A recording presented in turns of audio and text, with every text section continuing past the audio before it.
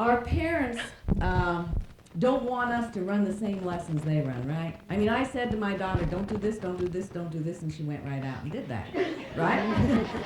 I was trying to spare her from where I blew it. It's like, don't go through that, it pains, it hurts. And she had to go through it to see that, yeah, right, it does.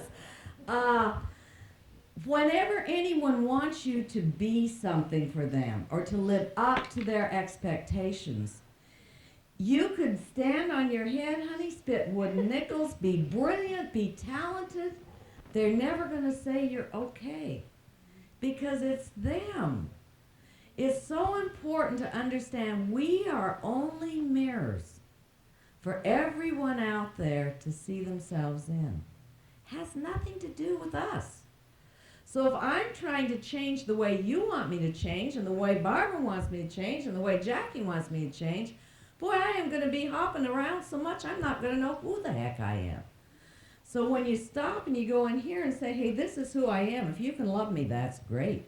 And if you can't love me, that's all right too, because I love you. I am me.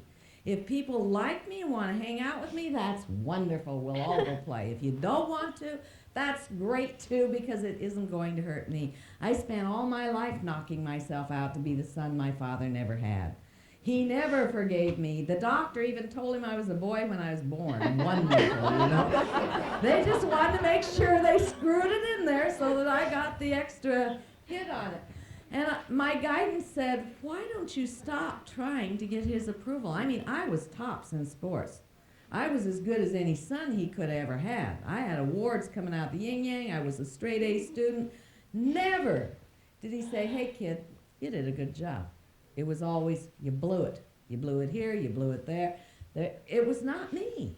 It was him. But I expected the criticism.